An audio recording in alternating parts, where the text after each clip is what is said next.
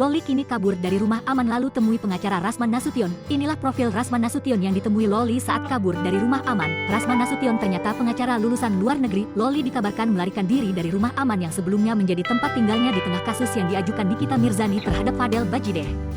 Yang lebih mengejutkan, Loli tidak menemui ibunya, melainkan bertemu dengan pengacara Fadel Bajideh, Rasman Nasution, ketika diwawancarai. Loli mengaku merasa tidak nyaman tinggal di rumah aman, sehingga memutuskan untuk melarikan diri. "Aku kabur, gak betah," ucap Loli. Keputusan pacar Fadel Bajideh untuk meninggalkan rumah aman itu ternyata memiliki alasan tersendiri. Loli menyatakan bahwa dirinya tidak nyaman tinggal bersama wanita yang diduga melakukan open bow dan orang yang menderita HIV.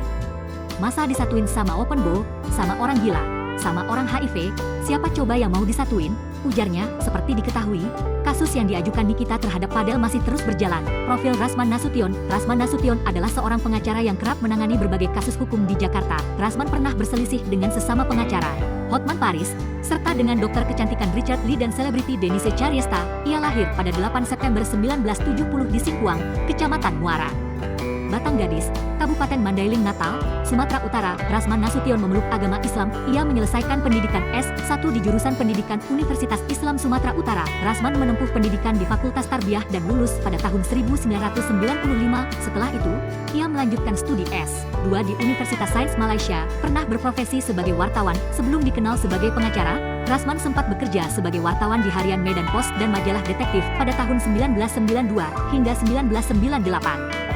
Perjalanan karir Rasman Nasution sebagai pengacara cukup panjang. Ia pernah menjabat sebagai Ketua Bidang Advokasi dan Hukum Partai Demokrat di bawah kepemimpinan Muldoko. Selain itu, Rasman juga pernah menjadi pengacara warga Kalijodo dan kuasa hukum penguasa Kalijodo, Daeng Aziz, saat terjadi penggusuran oleh Gubernur DKI Jakarta Basuki Cahayapurnama alias Ahok. Selain menjadi pengacara, Rasman Nasution juga aktif di dunia politik. Ia pernah menjabat sebagai anggota DPRD Kabupaten Mandailing, Natal dari fraksi Partai Golkar pada periode 1999 hingga 2004. Kemudian, ia menjadi anggota DPRD Kabupaten Mandailing Natal dari Partai Karya Peduli Bangsa, PKPB, pada periode 2004-2009. Sebelum bergabung dengan PKPB, Rasman merupakan kader Partai Golkar sebelumnya.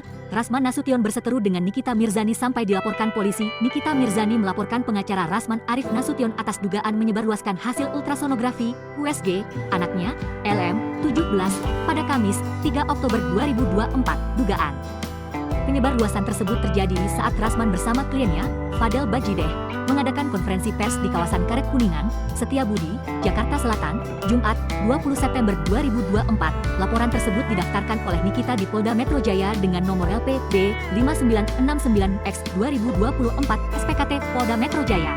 Kenapa dilaporkan? Karena ada satu hal yang seharusnya tidak boleh disebarkan, tidak boleh diberitahu ke khalayak ramai. Apalagi, sampai wartawan tahu, menjadi konsumsi publik juga, ujar Nikita di Polda Metro Jaya. Biar bagaimanapun juga, dia, LM, masih anak di bawah umur, masih di bawah asuhan Nikita Mirzani.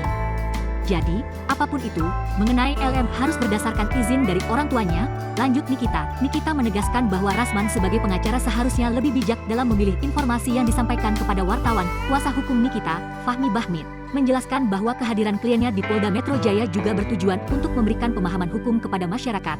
Data pribadi, termasuk nama seseorang, termasuk keterangan daripada data kesehatan, itu semua tidak boleh disebarluaskan. Ini supaya semuanya paham, ujar Fahmi. Kabid Humas Polda Metro Jaya Kombes Pol Ade Arisyam Indradi membenarkan bahwa pihaknya telah menerima laporan dari Nikita. Pelapor merasa dirugikan karena terlapor diduga menunjukkan foto webcam milik anak korban atau anak pelajar, kata Ade saat ditemui di Polda Metro Jaya, Kamis, 3 Oktober 2024. Download Tribun X sekarang, menghadirkan lokal menjadi Indonesia.